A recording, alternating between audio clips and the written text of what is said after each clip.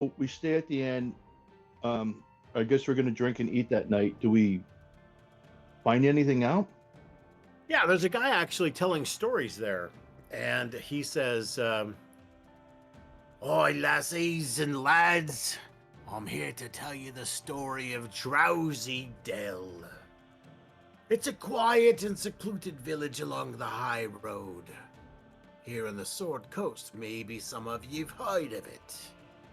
The residents are fond of telling and hearing ghost stories. The most famous of these stories is that of a horseman with no head. A ghostly rider who haunts the roads at night searching for his missing head. It was chopped off by the sword during the War of the Silver Marches. The villagers believed that the horseman carried, instead, a gourd as a substitute for his head.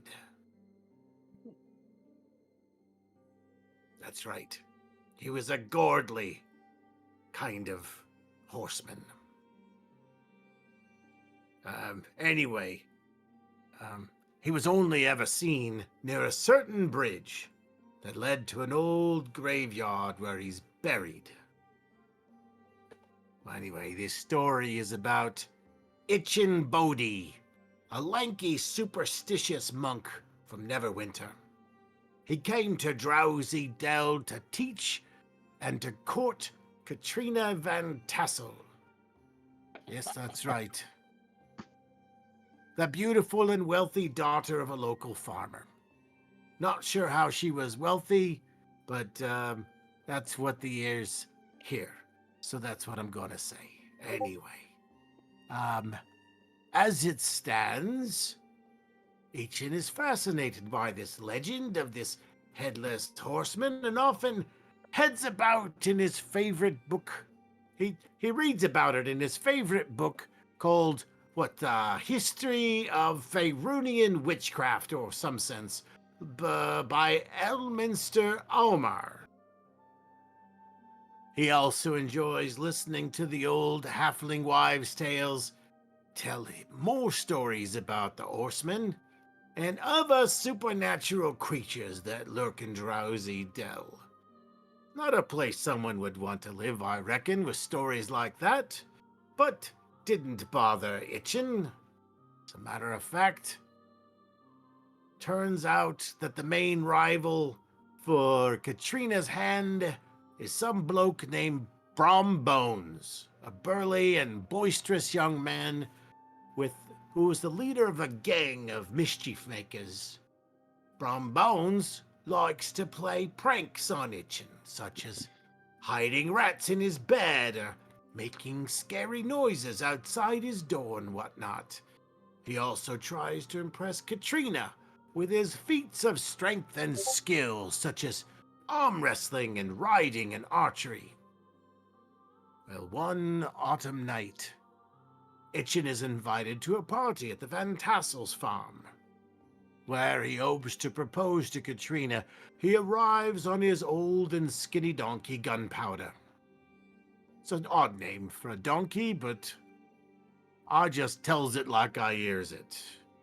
And he's greeted by a feast of delicious food and drink, a veritable feast at harvest time, and he enjoys himself immensely. He's eating and dancing with Katrina, while Brombones watches him with envy and anger. Itchin is also listening to more ghost stories from the guests, especially those about the Headless Horseman. I told you the people of that town like to tell them stories, didn't I? Well, that night was no different. After the party is over, Itchin bids farewell to Katrina, but is disappointed when she rejects his proposal. He mounts his donkey, and he rides himself back to his lodgings feeling sad and dejected. But as he passes through the dark and lonely woods, he becomes a bit more nervous, remembering all the stories he done heard at that party and before about the horsemen and other horrors. He hears himself a strange sound in the night, such as wolves howling and bats squeaking and trees creaking. Those bloody trees creaking would do me in too. He imagines that every shadow is a ghost or a monster. And as he approaches that bridge, that bridge near the graveyard, he sees a large and dark figure on horseback waiting for him on the other side.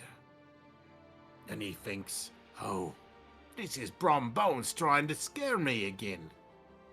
Oh, but then he notices the rider has no head on his shoulders.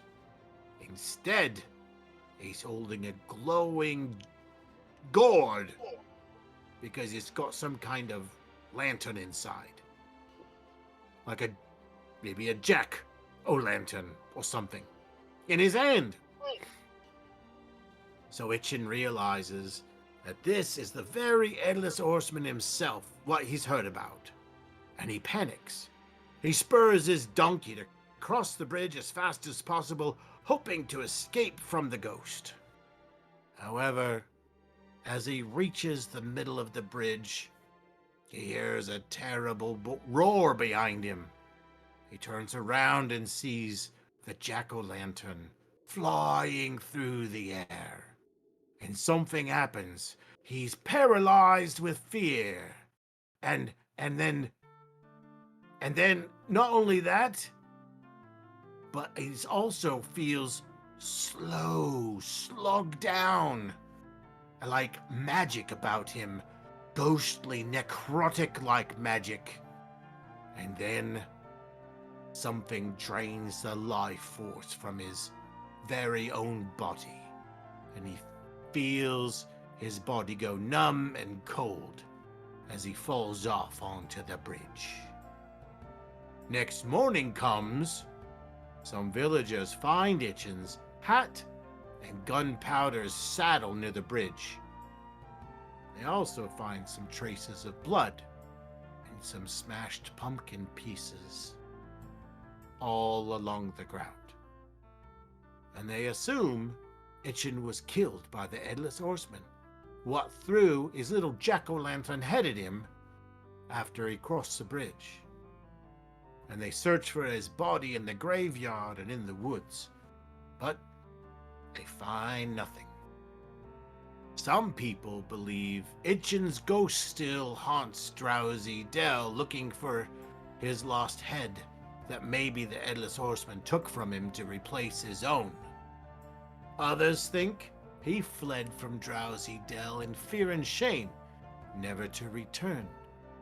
And still others suspect Brom Bones had something to do with his disappearance, as Brom later married Katrina, and he often laughs when someone mentions the Headless Horseman. But no one knows for sure what happened to Itchin Bodhi. Not at all that night. No one knows what actually happened to him. And apparently, no one ever will. So you be careful you find yourselves on a bridge near a graveyard. Keep your eyes open, your head on a swivel, in case you find yourself a horseman watching what has no head.